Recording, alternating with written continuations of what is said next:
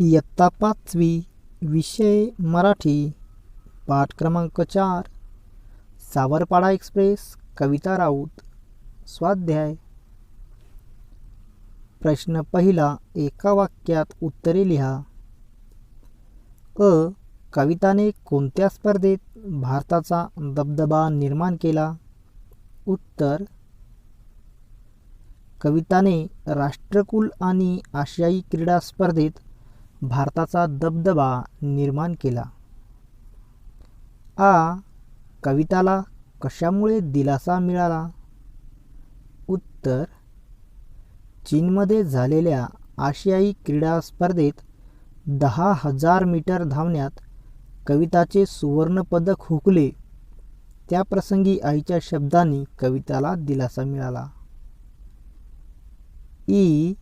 कविताचे पाय कशामुळे कणखर बनले? उत्तर, कविताचे पाय कष्टप्रद अनुभवामुळे कणखर बनले. कविताचे वेगळेपण विजेंद्र सिंग यांनी केव्हा ओळखले? उत्तर, कविताने जेव्हा नाशिक जिल्हास्तरीय क्रीडा स्पर्धेत धावण्यात प्रथम क्रमांक मिळवला तेव्हा विजेंद्र सिंग यांनी कविताचे वेगळेपण ओळखले.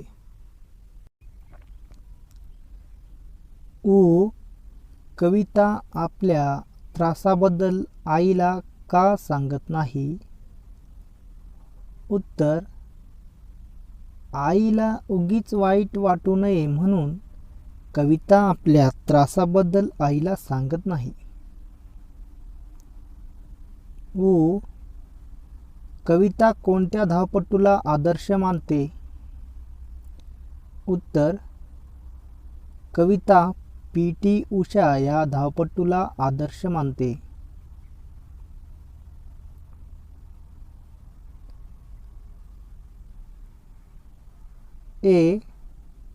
कोणत्याही खेळाडूसाठी कोणती गोष्ट महत्त्वाची असते? उत्तर, कोणत्याही खेळाडूसाठी शारीरिक व मानसिक तंदुरुस्ती या गोष्टी महत्त्वाच्या असतात.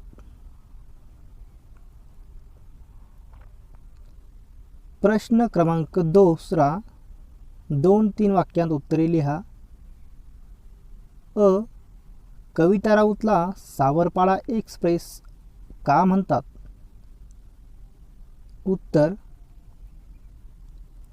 कविताने राष्ट्रकुल क्रीडा स्पर्धेत कांस्य आणि आशियाई क्रीडा स्पर्धेत रौप्य व कांस्य पदके कविताने पटकावली. लागोपाठच्या या दोन्ही स्पर्धांमध्ये तिने भारताचे नाव उंच केले म्हणून तिला सावरपाडा एक्सप्रेस असे म्हणतात. कविता विजेंद्र सिंग यांच्या घरी का राहू लागली? उत्तर, नाशिक येथे सराव आणि हर्सुल येथे शिक्षण अशी कसरत कविता करत होती. कविताची होणारी ओढाताण पाहून विजेंद्र सिंग यांनी तिला Bhosla military school college of मध्ये प्रवेश मिळवून दिला. ती राहणार कुठे हा प्रश्न तिच्या आईवडिलांना पडला. त्यामुळे ओढाताण कमी व्हावी म्हणून शिक्षण व सराव यासाठी कविता विजेंद्र सिंग यांच्या घरी राहू लागली. हर्सुल सावरपाडा परिसराला कविताचा अभिमान का वाटतो? उत्तर, एकापाठोपाठ एक विक्रम कविताच्या नावावर झळकू लागले. कविताच्या या यशामुळे हर्सुल सावरपाडा या भागास नवी ओळख मिळाली म्हणून संपूर्ण हर्सुल सावरपाडा परिसराला कविताचा अभिमान वाटतो. आपली लेक खूप मोठी झाली आहे असे सुमित्राबाईंना का वाटते? उत्तर, नवी दिल्लीतील राष्ट्रकुल स्पर्धेत कविता जिंकली. स्पर्धेत विजय मिळाल्यानंतर ती आपल्या गावी येणार म्हणून सकाळपासून सर्वजण स्वागताच्या तयारीत गुंतले होते. तिचे कौतुक करण्यासाठी हजारोंच्या संख्येने लोक उपस्थित राहिले होते. लेकीभोवती निर्माण झालेले वलय, सत्कारासाठी घेऊन जाणाऱ्या आलिशान गाड्या, पत्रकारांचा गराडा हे सर्व पाहिल्यावर आपली लेक खूप मोठी झाली आहे असे सुमित्राबाईंना वाटते. कविताचे आई वडील कविताच्या यशाचे श्रेय विजेंद्र सिंग यांना का देतात? उत्तर: आपली मुलगी इतकी पुढे जाईल असं तिच्या आईवडिलांना कधीच वाटलं नव्हतं. कविताच्या प्रतिकूल परिस्थितीत प्रशिक्षक विजेंद्र सिंग हे कविताला मदत मिळावी म्हणून कमीपणा वाटून न घेता जो भेटल त्या प्रत्येकास विनंती करायचे. जर त्यांनी कमीपणा वाटून घेतला असता तर कविता आज इथपर्यंत पोहोचू शकली नसती. म्हणून कविताचे आई वडील कविताच्या यशाचे श्रेय विजेंद्र सिंग यांना देतात.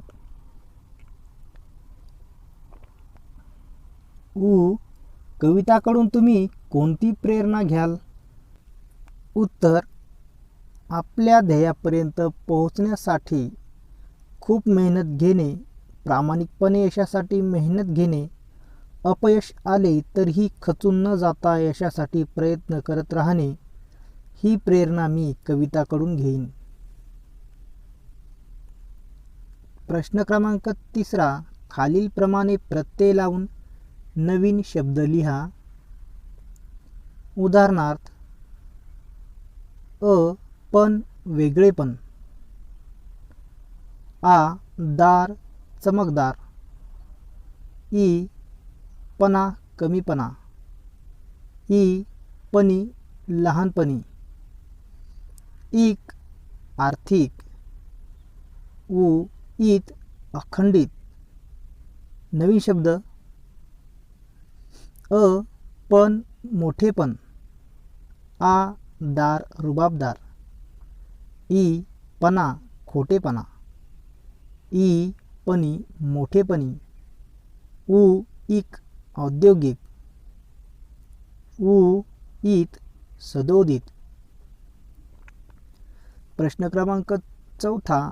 खालील शब्दसमूहांचा वाक्यात उपयोग करा. दिलासा मिळणे. उत्तर: परीक्षेतील अपयशामुळे खचलेल्या राजूची आईने समजूत काढल्यावर राजूला दिलासा मिळाला. गराडा घालणे. उत्तर: गावात जादूगार येताच त्याच्या भोवती लहान मुलांनी गराडा घातला. कणखर बनणे. उत्तर: कष्टप्रद अनुभवामुळे कविताचे पाय कणखर बनले. ओढाताण होणे. उत्तर: घरातील कामे व शेतातील कामे यामुळे आईची फार ओढाताण होते. नात्यातील वीण गहिरी असणे. उत्तर: माझी व माझ्या भावाच्या नात्यातील वीण गहिरी आहे. वणवण सहन करणे. उत्तर: 4 पैसे कमावण्यासाठी संजयला वणवण सहन करावी लागते. प्रश्न क्रमांक 5. समान अर्थाचे शब्द लिहा. माय आई जननी, लेक मुलगी, बळ सामर्थ्य, शक्ती, गहिरे खोल, क्रीडा खेळ, वडील बाप. प्रश्न क्रमांक 6. तुम्हाला वैयक्तिक खेळातील कोणता खेळ अधिक आवडतो? तो का आवडतो? उत्तर: मला वैयक्तिक खेळातील कॅरम हा खेळ अधिक आवडतो. हा खेळ बैठा खेळ आहे. हा खेळ कधीही, कोठेही व कमी जागेत खेळता येतो.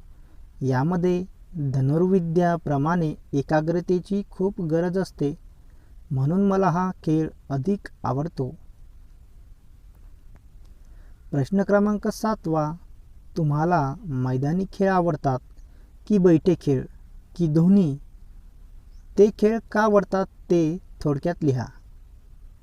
उत्तर: मला मैदानी व बैठे दोन्हीही खेळ आवडतात. मैदानी खेळातून आपल्या बौद्धिक, सामाजिक, मानसिक विकासासोबतच शारीरिक विकास देखील होतो. बैठे खेळातून आपण अनेक छोट्या छोट्या गोष्टी आत्मसात करतो. प्रश्न क्रमांक 8. खालील वाक्यांतील अधोरेखित केलेल्या शब्दसमूहांचे नेमके अर्थ काय होतात ते तुमच्या शब्दांत सांगा. तुमची गल्ली, गाव कशाने वेढलेले आहे?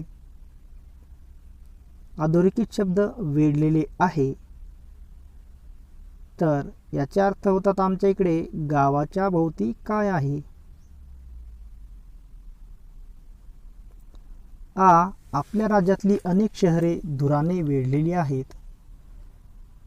अधोरेखित शब्द धुराने वेढलेली आहेत. तर याचा अर्थ होतो शहरात धुराचे प्रमाण जास्त आहे. अनेक मोठी शहरे सिमेंटच्या जंगलांनी वेढलेली आहेत. अधोरेखित शब्द जंगलांनी वेढलेली आहेत. याचा अर्थ सिमेंटच्या इमारतींनी वेढलेले. कार्यालयात अनिता मॅडम नेहमी फायलींनी वेढलेले असतात. अधोरेखित शब्द फायलींनी वेढलेले असतात. याचा अर्थ असेल अनिता मॅडमच्या अवतीभोवती नेहमी खूप फायली असतात. प्रश्न 9. शरीर या शब्दापासून शारीरिक हा शब्द तयार झाला आहे. खालील शब्द वाचा व समजून घ्या. उद्योग, औद्योगिक, शिक्षण, शैक्षणिक, बुद्धी, बौद्धिक, नीती, नैतिक, संस्कृती, सांस्कृतिक, भूगोल, भौगोलिक, इतिहास, ऐतिहासिक, विज्ञान, वैज्ञानिक. प्रश्न क्रमांक 10. दिलेल्या मुद्द्यांच्या आधारे क्रीडा महोत्सव या विषयावर 8 ते 10 वाक्ये लिहा. महोत्सवाचा दिवस, महिना, काळ, स्थळ, तालुका, जिल्हा, राज्य पातळी, खेळांचे प्रकार, सर्वात जास्त आवडलेला खेळ, आवडण्याची कारणे, स्पर्धा कशा पार पडल्या, बक्षीस वितरण, समारंभ पाहताना मनात आलेले विचार. क्रीडा महोत्सव दिनांक 10/4/2020 व दिनांक 11/4/2020 रोजी सकाळी 11 ते 5 या वेळात 2 दिवसीय तालुकास्तरीय खेळ व क्रीडा स्पर्धांचे आयोजन गुरुकुल शाळा नांदेडच्या भव्य मैदानात करण्यात आले होते. या स्पर्धेत वैयक्तिक तसेच सांघिक खेळांचा समावेश होता. स्पर्धेमध्ये भाग घेण्यासाठी तालुक्यातील विविध गावांतील विद्यार्थी मोठ्या संख्येने हजर होते. सर्वच चमूंचा सराव चांगला होता, त्यामुळे खूपच चुरशीच्या स्पर्धा पाहण्यास मिळाल्या. क्रीडा महोत्सव मला या सर्व खेळात कबड्डी हा खेळ फारच आवडला.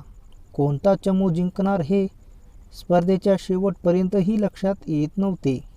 कबड्डीचे सामने खूपच अटीतटीचे झाले. दुसऱ्या दिवशी विजयी चमूंना बक्षिसे देण्यात आली.